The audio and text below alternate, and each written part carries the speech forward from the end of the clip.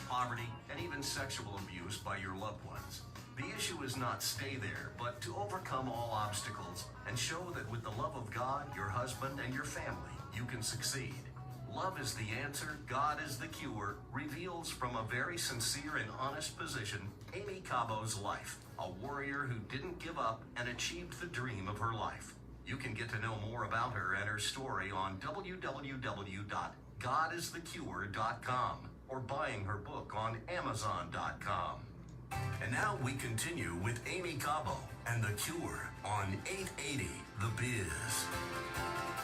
We're back, and thanks for joining us. This is The Cure, and I'm your host, Amy Cabo. You're listening to 880 The Biz.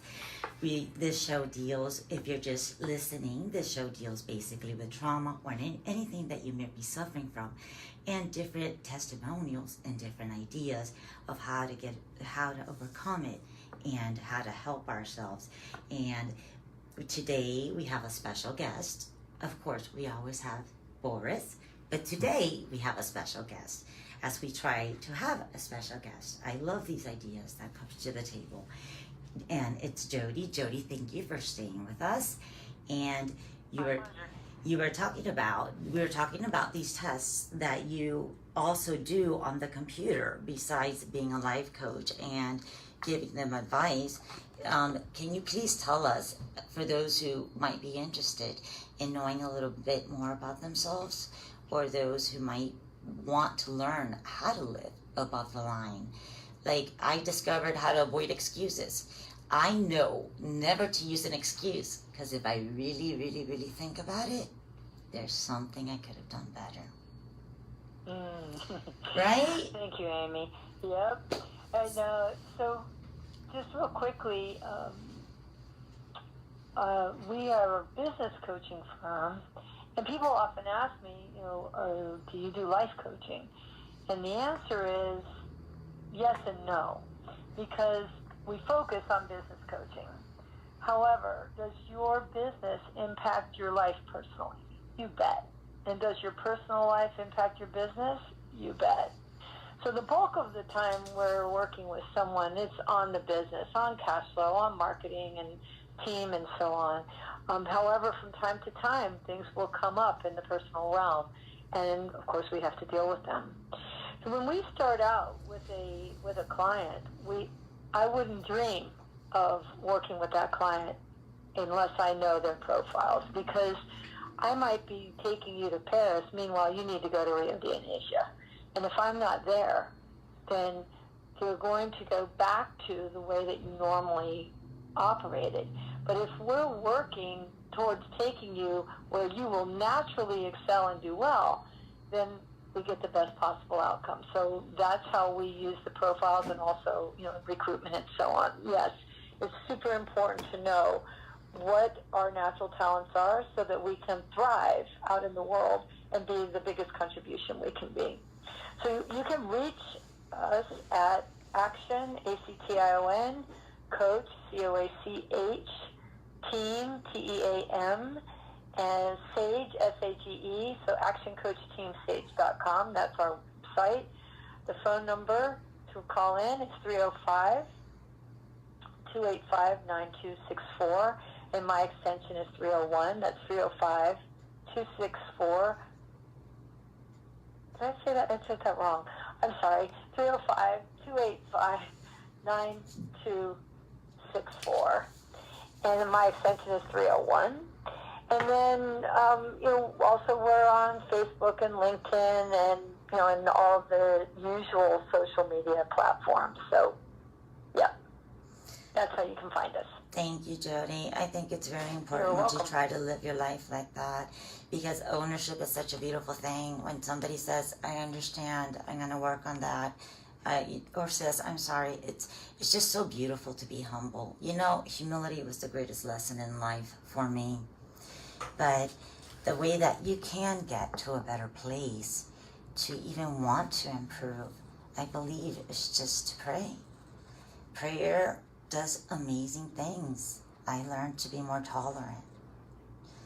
It's okay. We just saw last weekend a one-man play about the life of C.S. Lewis, and He was what he called himself the reluctant Christian, and he said that prayer doesn't change the circumstances.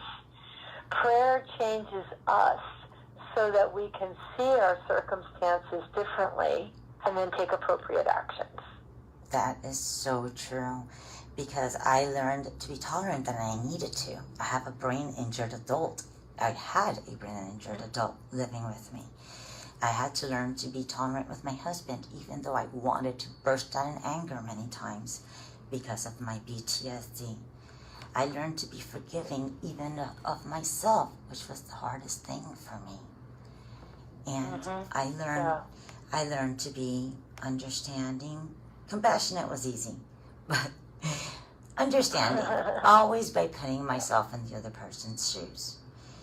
And I mean, you and I have never had this conversation. And interesting. Now you heard it in radio. I actually had to learn to be selfless, because I think it was in my very nature to be selfish. Can you believe that? So there you go. So it really opened up the horizons for me. It helped me see things in a different light. And because I learned to forgive myself, guess what? I started liking myself. Nice. That Good. You know something, Amy? People always ask me when we talk about above and below the line, what's the difference between blaming myself and taking responsibility? And the easiest answer that I can give is that when we're below the line, blaming ourselves, there's negative emotions like guilt or shame or upset of some kind. And when we take responsibility, accountability, and ownership, the emotions are on the positive side of that. So it's more like information. It's like, oh, okay, so I did this or I didn't do that. And we can then make choices about how to proceed. Whereas below the line, we're at the effect of that and we're stuck, we're locked into that. So when you're looking at, how do I take responsibility, keep looking for, is there shame or guilt or some form of a negative emotion there, then it's still below the line. And I believe, very much like you've been saying throughout this program, that if we pray, we can begin to see things a little bit differently. There's always something to be grateful for. And one of the things inside of your story is that you're here on this show being able to make a difference in so many other people's lives that have dealt with these kinds of things. We know it's 1 in 3 women and 1 in 5 boys that have experienced, not to the extent that you have, but some level of sexual abuse in their lives. When you look around, it's like almost everybody that you're looking at. Yeah, that's very common apparently. God has a way of turning a tragedy into a blessing, and I'm living proof. Right. Without a doubt. I am living proof. And God also allowed us to see things in a different light and appreciate everything. Like, I didn't realize how many times God blesses us daily. Even little blessings. I don't believe in coincidences. And it's just amazing that once you give up your hat and you say, hey, God, I'm yours. This is it. I'm not going to worry anymore. I'm not going to be afraid anymore. I'm just going to put it in your hands, and I'm just going to trust you. And I'm going to go with this, and I'm going to take the ride and see where it takes me and do the best that I can. In the meantime, make every day count. Make my life mean something. I believe that everyone should treat themselves like if it's the last day they're here on earth, because death comes like a thief in the night. You never know when you're going to die. So everyone should treat themselves like if it's their last day on earth, and treat others like if it's their last day on earth. Wouldn't that be great?